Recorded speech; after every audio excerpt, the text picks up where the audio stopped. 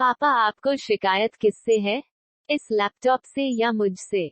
ना मुझे तुमसे शिकायत है और ना ही तुम्हारे लैपटॉप से, बस चिंता है। इस तरह समय बर्बाद करना ठीक नहीं है, इसे छोड़ोगे तो अपने मोबाइल में बिजी हो जाओगे।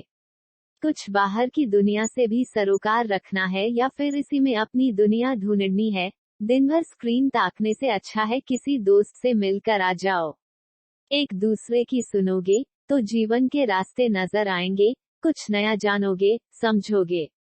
पापा, इससे ज्यादा कोई हमें अपडेट रख सकता है क्या? रही चैटिंग की बात, तो मैं टाइम पास नहीं कर रहा हूँ। इस स्क्रीन की बदौलत जर्मनी में बैठे अपने दोस्त अनिकेत से पता चल रहा है कि वहाँ जॉब ऑप्शन कैसे हैं। लेकिन आपको तो बस बुराई ही नजर आती है। इसकी बदौलत ही हम बिना घंटों की लाइन में लगे, बिल जमा करने और टिकट लेने जैसे कामों को घर बैठे चुटकियों में निपटाते हैं और समय को बचाते हैं। हाँ, वो समय तुम सब इसीलिए बचाते हो, ताकि मैसेज और सोशल नेटवर्किंग में समय बर्बाद कर सको। अपने मोबाइल पर मैसेज करते माया की थिरकती उंगलियां सहसा रुकी सिर उठाकर देखा, तो अतुल गुस्से में खड़े माँ बेटे को घूर रहे थे। सब शब्द पर माया का ध्यान गया। ओह, सब में वो खुद भी है, तो आज लक्ष्य के साथ उसे भी ताना मारा जा रहा है। क्या हुआ अतुल? आज इतना क्यों इरिटेड हो रहे हैं? ऑनलाइन सोशल अकाउंट पर एक दूसरे से कनेक्ट होने वाली ये जनरेशन वास्तविक दुनिया और जरूरी रिश्तों से दूर हो रही है। ये चिंता की बात नहीं होनी चाहिए। अतुल की बात पर माया सहसा बोली। लक्ष्य, मुझे भी तुम्हारा दिन भर लैपटॉप और मोबाइल पर झुके रहना अच्छा नहीं लगता है। मौके की नजाकत को समझकर उसने लक्ष्य को डांटना ठीक समझा। अतुल अपने प्रेजेंटेशन में व्यस्त थे, ऐसे में वो अतुल का मूड खराब नहीं करना चाह रही थी। आज छुट्टी का दिन पूरा ऑफिस घर पर ही खुल गया। प्रेजेंटेशन के चक्कर में ना खाने की सुध थी ना सोने की, ऊपर से लक्ष्य को देख करके चिढ़ जाते हैं। उनका मानना है कि लक्ष्य हमेशा अपने मोबाइल या लैपटॉप में आंखें गड़ाए बैठा रहता है।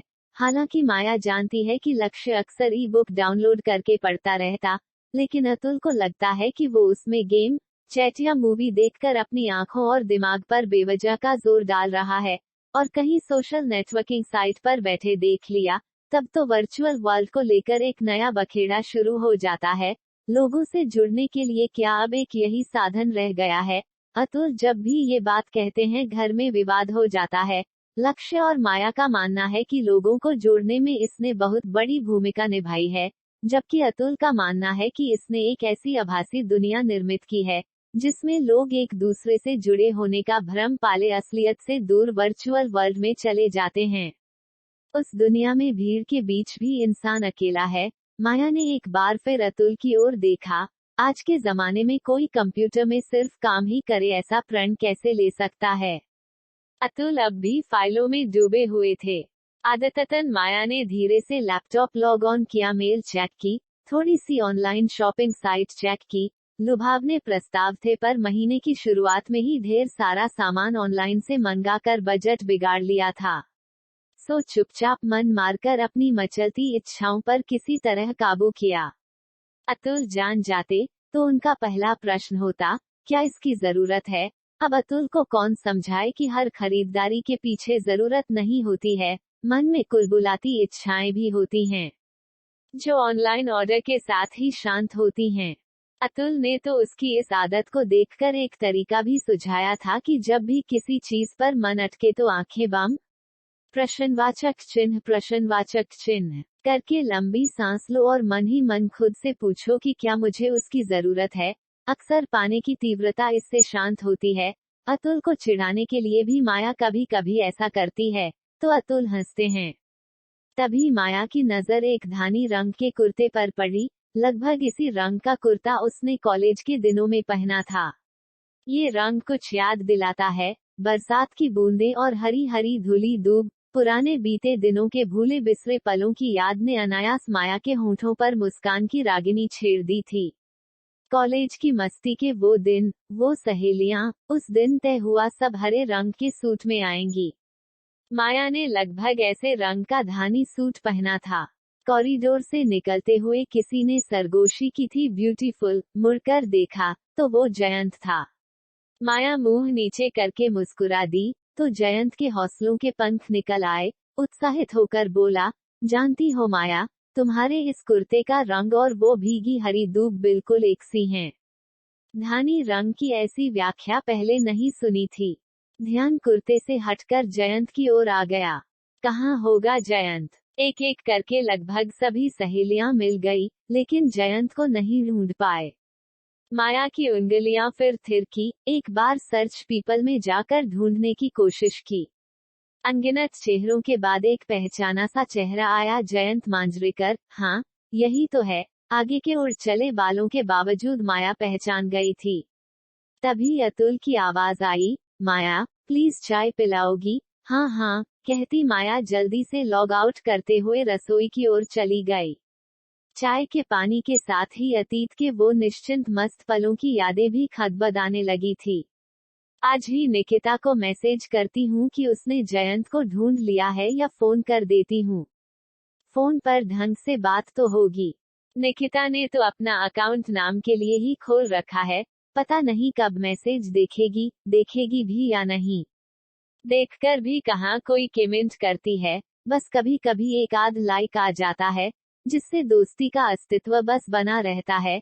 जब वो नहीं मिली थी तो कल्पनाओं में ही अपनी दोस्ती की गर्मी की आंच खुद तक पहुंच जाती थी। अब एक दूसरे के जीवन में ताक झांक करने के बावजूद ऊष्मा प्राप्त नहीं होती, बल्कि मन कई दुविधाओं से भी घिर जाता है।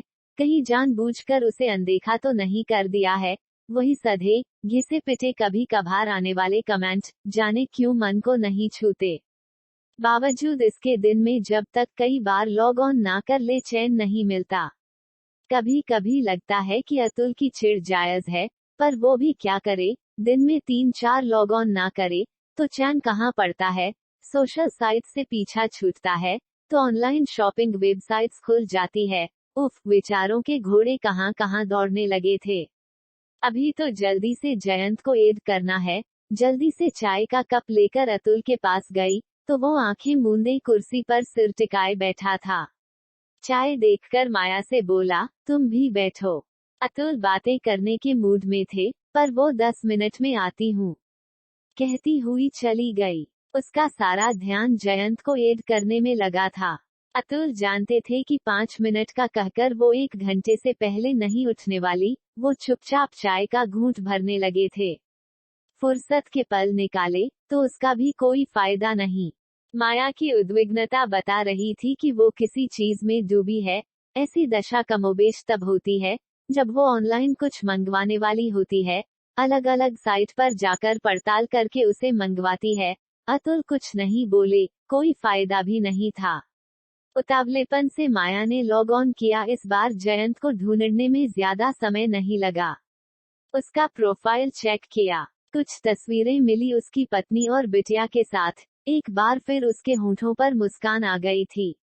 पुरानी ख्यालों में एक बार फिर गुम ती चली गई थी माया। लगा निकिता पीछे से पुकार रही है, तू आराम से आना माया, तुम्हारी सीट उस हीरो ने रिजर्व करके रखी होगी। सच ही था, वो जब बस में चढ़ती, जयंत अपनी सीट से उठकर बिना कुछ कहे आगे चला जाता और वो झेपती मुस्कुराती उस जगह पर बैठ जाती थी। उसे याद आया किस तरह एक बार उसके पेन की स्याही खत्म हो गई थी। लेक्चर छूटा जा रहा था। 1-2 बार पेन को झटका देकर परेशानी में इधर उधर देखा। तभी आगे बैठे जयंत ने बिना पीछे मुड़े उसकी ओर पेन बढ़ाया तो निकिता की हंसी छूट गई थी। बाद में सबने कितना चिढ़ाया था। उस दिन से जयंत के नाम के आगे तेरा विशेषण लग गया था। तेरे जयंत की 2 आंखें आगे और 2 पीछे हैं, जो हमारी माया पर लगी होती हैं। सच भी था, जयंत की मौजूदगी वो सहज महसूस कर लेती थी। दोनों के बीच जुड़ा ये मीठा संबंध यहीं तक जुड़ा रहा था। ना माया ने कुछ कहा और ना जयंत ने। छलावे और भुलावे की मीठी खुमारी में खोए कॉलेज खत्म होने के साथ अलग हो गए थे। ना कोई शिकवा ना शिकायत। हाँ, इस साथ बिताए पलों ने अपना अस्तित्व बनाए रखा था। इस तरह जयंत भी मन के कोने में बीते दिनों की मिठास लिए बस गया था। क्या उसे ऐड करूं, क्या सोचेगा वो, क्या जयंत ने भी कभी उसे याद किया होगा या शायद ना भी किया हो, उसे ढूंढने की कोशिश की हो या ना भी की हो, कैसे रिएक्ट करेगा, या वो भी उसकी फ्रेंड लिस्ट में एक बड़ी संख्या बनकर रह जाएगी या कहीं ज्यादा ही वो करीब आने की कोशिश करे, क्या पता। कहीं पुरानी कसक उभरे या फिर वर्तमान के बोझ तले दम तोड़ दे, पुरानी मासूमियत से भरे रिश्तों में सयानापन आ गया तो पुराने दिनों की मिठास कायम रहेगी या नए स्वाद से परिचय होगा। अनायास ही माया ने आंखें मूंद ली थी।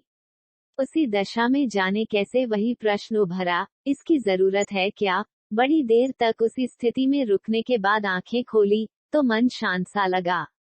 एक बार प्रश्नवाचक चिन्ह, फिर नजर पड़ी चंद तस्वीरें उसकी खुशहाल जिंदगी को बयां कर रही थी। बिल्कुल वैसा ही खुशहाल जैसा उसका परिवार है। ये नई शुरुआत बीती मीठी यादों को बोझिल ना बना दे, पुरानी यादें जो गाहे बगाहे अपना सिर उठाकर एक मुस्कान होठों तक ले आती हैं। उस प्रवाह में नई शुरुआत कोई रुकावट ना पैदा कर दे या फिर एक दूसरे की जिंदगी में झांकने का बस जरिया मात्र ना बन जाए। अभी भी जयंत कुछ मीठी यादों के साथ उसके मन के किसी कोने में है, चुपचाप शांत अपने वजूद को बनाए बैठा है। वही जयंत उसे भाता है। समय अंतराल ने जाने कितने परिवर्तन ला दिए होंगे उसके व्यक्तित्व में, खुद वो भी तो कितना बदल गई है। सोचकर झटके से उसने लॉग आउट किया तो अच्छा लगा। कुछ कुछ वैसा ही जैसा किसी वस्तु के प्रति आकर्षण भाव, मन खुद पर काबू पाकर सुकून महसूस करने लगे।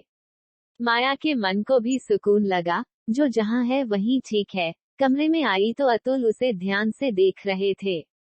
क्या मंगाया? मैं शॉपिंग नहीं कर रही थी। इतनी तल्लीनता से तो तभी बैठती हो जब कुछ मंगाना होता है। उसकी बात पर माया मुस्कुराकर बोली, नहीं अतुल, एक कॉलेज मेट को देखा सोशल साइट पर, फिर उससे बात की। नहीं, क्यों? बस ऐसे ही, जाने क्यों मन नहीं किया। इसलिए नहीं कि मुझे उससे कोई आपत्ति है, बस इसलिए कि जरूरत नहीं है। हम अपने जीवन में बहुत से पड़ाव पार करते हैं।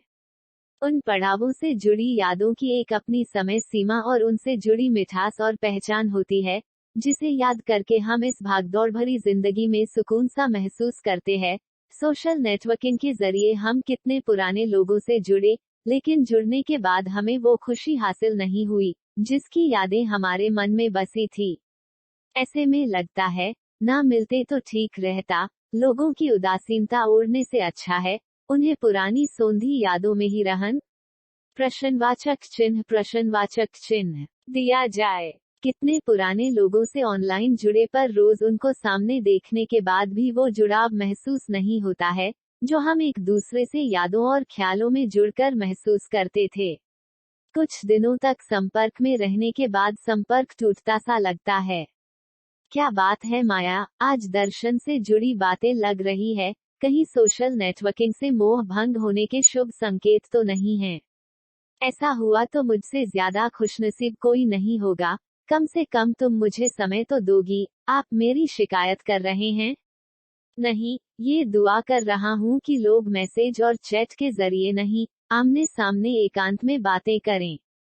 पापा की सारी बातें घूम फिर कर वहीं आ जाती है, लक्ष्य ने कहा तो माया हंस दी। एक दूसरे की खिंचाई करते सबके साथ माया को अच्छा लगा था।